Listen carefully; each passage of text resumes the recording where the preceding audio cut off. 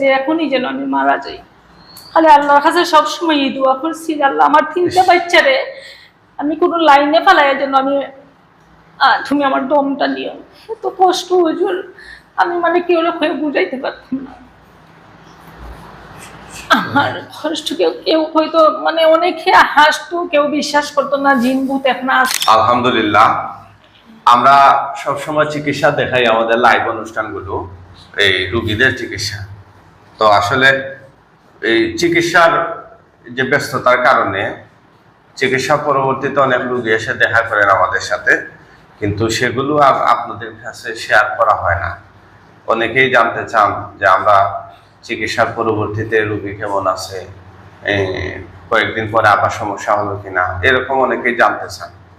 এই যে আমার সামনে বসা আছেন আমাদের একজন রুগী, আমরা ওনার চিকিৎসা করেছিলাম, ওনারা শ্রীমঙ্গল থেকে আসছেন। আর যিনি এই যে আমার ভাই, রুগীর হাজবেন্ড, তিনি শ্রীমঙ্গলের একজন পরিচিত মুখ ব্যবসায়ী সাইদ চয়েস, সাইদ চয়েসের মালিক। হ্যাঁ, ওনার কি সমস্যা ছিল এবং বর্তমানে উনি কি অবস্থায় আছেন, ওনার মুখ থেকে আমরা শুনবো ইনশাআল্লাহ। জি, 2018 মানে করোনা যখন ফার্স্ট হয়েছিল তখন থেকে আমার মানে হঠাৎ করে গলার মধ্যে বান লাগে, সেব্রা সারি। তো তখন আমার খুব ডাক্তার দেখাইছেন, দৌড়াইছেন, মানে কিছুদিন ভালো যায় কিন্তু আবার সমস্যা শুরু হয়। তো লাস্টে প্রায় 1 বছর পরে আবার একই সমস্যা দেখা দিছে। দেওয়ার পরে সবাই হইতেছে যে আমার মাথার সমস্যা, ব্রেইনের ডাক্তার দেখালেন, তো গর্ভবতী মানুষ। পরে আমার গাড়ি রিজার্ভ করে ডাকাত লিয়ে গেছেন। ডাকাত মানে যে সিটি স্ক্যান করাইতে চাইছে, ডাক্তার মানে উল্টা রাগ হয়েছে তাই না উপরে, যে আপনার যদি বেশি টাকা হয় তাইলে আপনি সিটি স্ক্যান করেন, আমরা তো কোনো সমস্যা পাইতেছি না। তখন ওষুধ দিতেছে 9 দিন আমি থাকলাম আমার ননদের বাসা।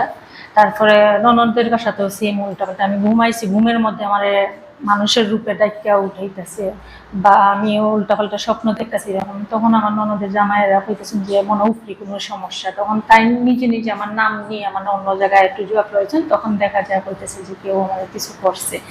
তো এ পর্যন্ত যত কবিরাজ মানে যত জায়গায় গেছি সেম মানে আপনার মতোই কথা হয়েছে যে আমার কেউ কিছু করছে বা কিছু মানে অন্য কিছুই না।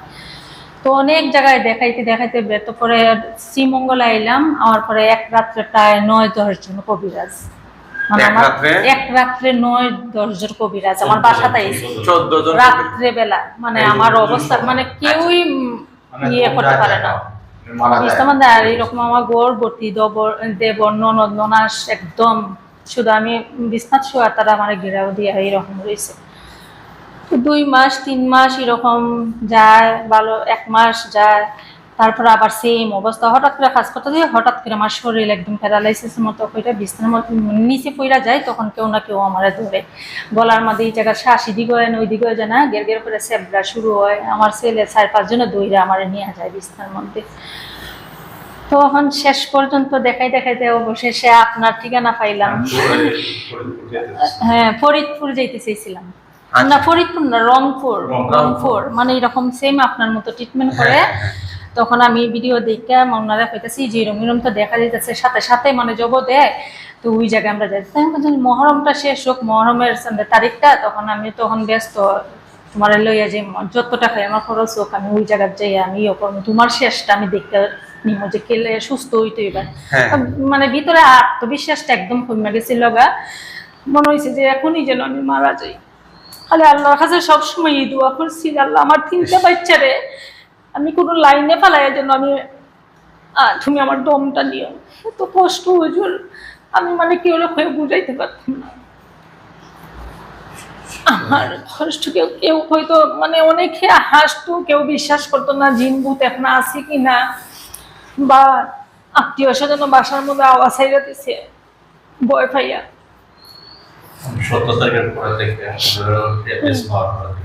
তখন আমার বাসায় বাগাটিয়া ছিল হুজুর একজন, তো তারা বাসা ছেড়ে গেছে, উনি আয় মাঝে মধ্যে আমার দেখার লেগে। তো আইয়া কইতেছে, আমি কইতেছি তাই হুজুর মানুষ হয়ে তাই মানে সমস্যা আপনার এখানে আইবা। তখন আমি কইতেছি ভাবি আমার তো আপনার আমার জিজ্ঞেস আপনার সমস্যা কমছে, আমি কই জি না কমছে না ভাবি। কয় তাইলে আমি কই আমি এখন তো রংপুর যাইবো ভাবি, এরম এরম। তাইলে হুজুর ওখানে রংপুর না, আমার চাচার তো বোন যাই আইছে মৌলভীবাজার, আপনি ওই জায়গায় যাও কার যে তাই জব দিয়া দিন। এখন আমি কইতে সেম তো আমিও রংপুর দেখছি, তাইলে ভাবি আমার ঠিকানাটা দেন। মানে সাথে সাথে বাসার যাওয়ার পরে আমি কয়েকবার ফোন দিয়ে নাম্বার আপনার ঠিকানা লইলাম, লওয়ার পরে তাই পরিচিত সিএনজি ড্রাইভার দিয়ে আপনার এখানে আইলাম। এই পর্যন্ত 17 তারিখের পর থেকে আলহামদুলিল্লাহ আমি সুস্থ আছি। আমার মানে এই পর্যন্ত কোনো সমস্যা হচ্ছে না। আলহামদুলিল্লাহ। আমার লেগে বা আমিও আপনার লেগে দোয়া করি, আমি সবসময় দোয়া করি। আমি যেহেতু সুস্থ, যেরকম হাজারো মানুষ সুস্থ। মানে আমাদের এখানে কত তারিখে আসছিলেন? 17 তারিখ, মানে জুলাই 17 তারিখ। এর আগে ছিল 7 তারিখ। হ্যাঁ, তারা দুইবার আসছেন, একবার 7 তারিখ আর একবার জুলাই 17 তারিখ। আমরা প্রাথমিক চিকিৎসা দিয়ে দেই 7 জুলাই, আর 17 তারিখে আমরা অপারেশন মানে জবাই দেই।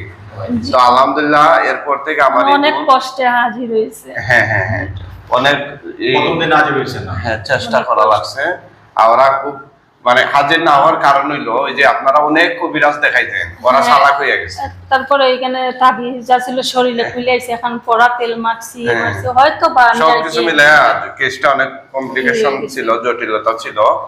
আসলে এই যে এই জায়গা থেকে আমি একটা মেসেজ দিতে চাই এই বোনের শিকার সাক্ষাৎকার থেকে, যে অনেকে বলছে ব্রেইনের সমস্যা, যেগুলা ব্রেইনের ডাক্তার দেখানো লক্ষ লক্ষ হয়ে গেছে আমার। এই লক্ষ লক্ষ টাকা খরচ। 7 থেকে 8 লক্ষ টাকা আমার চলে গেছে। চিন্তা করছেন 7 থেকে 8 লক্ষ টাকার কষ্ট পরিশ্রম। মানে কি এরপর যে 5000 টাকা কি বাচ্চার হুজুর আমি কি কইতাম, মানে কিরকম আমার বাসায় মানুষ লাইট জ্বালানো আছে, তারপরে ডাবল ডাবল লাইট জ্বালাই। এখন বিষয়টা হইলো এটাই আমি বলতে চাই, জিনের সমস্যা হলেই অনেকে বিশ্বাস করে না, এটা হচ্ছে এই ব্রেইনের সমস্যা আছে বলে একজন মানুষকে, আপনি সুস্থ মানুষ, তার শরীরে একটা রুহু ঢুকছে, জিন হচ্ছে একটা রুহু, একটা রুহু তার শরীরে ঢুকছে, আপনি তার এখন পেইনের ইনজেকশন দিলেন, ঔষধ খাওয়ালেন, পুরাটাই তো তার শরীরের জন্য ক্ষতিকর। ঘুমের ওষুধ খাওয়াইছি তো, এটা তো সাইড এফেক্ট। আপনি সুস্থ একজন মানুষ যদি আপনি ঘুমের ঔষধ খান, তাহলে আপনার শরীরের জন্য কি এটা ভালো হবে? এই জন্য ভাই অনেকেই শিক্ষা দীক্ষার আপনার অনেক গৌরব করে, এগুলো বিশ্বাস করে না, হয় এগুলা শেখেলে এগুলো মানে প্রাচীন কালে, বর্তমানে এই যুগে আইসা 2025 সালে আইসা এখন কি আর জিন এগুলো আছে নাকি? তথ্য প্রযুক্তি আগাইয়া যাইতেছে, এখনো মানুষ জিনকে নিয়ে বসে আছে, এই ধরনের অনেকে এসব বলে বলে মানুষকে বিভ্রান্ত করে। আসলে আমরা এই ধরনের রোগীদের কাছ থেকে আমরা সাক্ষাৎকার নেই না, কিন্তু যেহেতু আপনারা আমার পার্শ্ববর্তী থানা, হ্যাঁ, যে কোনো সময় আপনারা আমাকে পাবেন, আমিও আপনাদেরকে পাবো। এই সুবাদে যেহেতু আবার আসছেন, তো ভাবলাম আমার দর্শকদের উদ্দেশ্যে আপনাদের যে এই সফলতা, এটা যদি জানান, অনেক মানুষ আছে উপকৃত হবে, যারা সংশয়বাদী আছে তাদের জন্য এটা একটা জবাব হবে। অনেকে উল্টাপাল্টা কথা লিখে, আমরা খুব কষ্ট লাগে ভাই। কালকে একটা কি বলছে জানেন, যে রাত্রে আমি দেখতেছি তার কমেন্টটা, যে বাংলাদেশের প্রশাসনকে আমি অনুরোধ করতেছি, এই ধরনের যারা কোরআন ব্যবসায়ী, আমাদেরকে কোরআন ব্যবসায়ী বলতেছে, যে যারা কোরআন ব্যবসায়ী আছে, আমার কমেন্টটা এসে লিখতেছে, ওদেরকে আইনের আওতায় আনা হোক, ওরা ধর্ম ব্যবসায়ী, আর এরা মানুষকে ধর্মের আবেগ দিয়া মানুষের কাছ থেকে টাকা হাতাইয়া নিতেছে। মানে তার ভাষ্য হচ্ছে এটা, জিন বলতে কোনো কিছু নাই, জিন কখনো মানুষের শরীরে আসে না, মানে সে এটা বললো। এখন চিন্তা করেন, সে যে ভিডিওর কমেন্টে এটা লিখছে, ওই রুগীটা হচ্ছে বাংলাদেশ আর্মির অফিসারের স্ত্রী, এবং সে আবার এখন তো লিখছে যে ওখানে যারা আসে এগুলা হুজুরের দেওয়া টাকা খাওয়া লোক, মানে যে লোকগুলা আইসা ক্যামেরার সামনে এসব করে, এই যে রুগীর ভান ধরে, ওদের কথা মতো এগুলা ভান ধরা, ওরা নাকি আমাদের দেওয়া টাকা খাওয়া লোক, ওই লোকগুলা। তো ওই লোকগুলা যদি টাকা খাওয়া লোক হয়, তাহলে আমরা টাকা পাবো কোথা থেকে? আমরা তো সারাদিনই শুধু লাইভই দিই, ভিডিওই দিই। এই সবাই যদি আমাদের টাকা খাওয়ার লোক হয়, আমাদের দেওয়া, আমি তাদেরকে টাকা দিয়ে আনি, তাইলে রে ভাই আমার তো এরকম মিলিয়ন মিলিয়ন টাকা নাই, আমি এটা করে আমার লাভ হবে কি? হ্যাঁ, কত বড় নাফরমান চিন্তা করেন, যে আইনের লোককে ইয়া করতেছে, আহ্বান করতেছে, মানে আমাদেরকে ধরার জন্য, অথচ আইনের লোকের ঘরের মানে ওনার স্ত্রীর চিকিৎসা আমরা করছি ওই ভিডিওতে আইসা। এখন সে যদি পুরো ভিডিওটা দেখতো, তাইলে বুঝতে পারতো মানে এই যে মেয়েটার চিকিৎসা করছে তার চাচা এখানে বসা, উনি বলছে যে হুজুর আমরা আগে প্রথম এগুলো বিশ্বাস করতাম না। যখন আমার দিনাজপুরতে আছে বলতেছে প্রথমে যখন আমার বোনকে নিয়ে আসছিলাম সে সুস্থ হয়ে যায়, 10-15 দিন আগে আসছিল, আর গতকালকে আসছে উনার ভাতিজিরে নিয়ে, উনিও সুস্থ হয়েছে। এখানে অনেকগুলা জিন আসছিল, প্রায় 32টা জিন, আমরা সবগুলাকে হাজির করে জমে ফিরে দিছি। এই যে প্রশাসনের বিভিন্ন মানুষ, আমরা ডাক্তারদের বিভিন্ন পরিবারের সদস্যদেরকে আলহামদুলিল্লাহ আমরা চিকিৎসা দিচ্ছি। মানে এটা জিন এমন না যে শুধু হুজুরদের পরিবার আসবে, সব আপনার কোনো পরিবার এটা বাছাই করে আসবে না, তার যার মনে চায় বা কেউ যদি চালান করে পাঠায় যে কোনো মানুষ আক্রান্ত হইতে পারে। এগুলা নিয়ে হাসাহাসি করা, মজা করা, ট্রল করা এগুলা ঠিক না ভাই। অনেক মানুষ আছে ভুক্তভোগী, আপনার কাছে এগুলা হাস্যকর মনে হলে অনেকের জন্য এটা জীবনের সাথে লড়াই করা।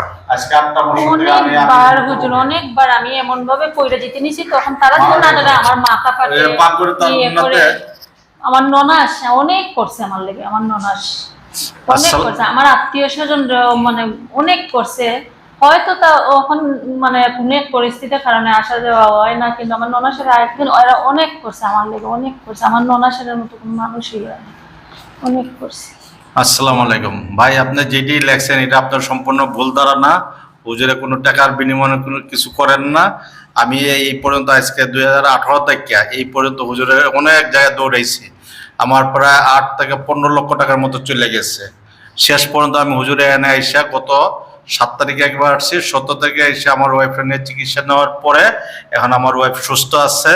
আপনি ভাই যাই কিছু লেখছেন এটা সঠিক লেখছেন না, হুজুরের কাছে মাপ চেন, আমি এটাই বলবো আপনারা। আর হুজুরের টাকার বিনিময়ে কিছু করেন না। উনি যেই বাসাতে থাকতেছেন এই বাসাটা ওনার নিজের না, উনি ভাড়া থাকেন। উনি যদি টাকা নিতেন তাহলে 1 মাসে অনেক টাকা রুজি করতে পারতেন, বুঝছেন ভাই। এইটুকুই আমার আবদার থাকবো আপনার কাছে। আর আমি আর জন্য দোয়া করবেন, আমার ওয়াইফের জন্য দোয়া করবেন, আর হুজুরের জন্য সবাই মিলে আমরা দোয়া করবো। হুজুরের দ্বারাতে আমি আজকে 8টা বছর পরে আমার বাসাতে সুস্থ হতে পারছি। আমার আত্মীয়স্বজন আমার ছেড়ে চলে গেছে ভয়ের কারণে। এই যে আমার ছোট্ট ছেলেটারে আমার ওয়াইফ একদিনকে মারতে নিছে গলায় টিপ দিয়া, এই আমার ডাইনাতে কামড় দিছে আমার ওয়াইফ।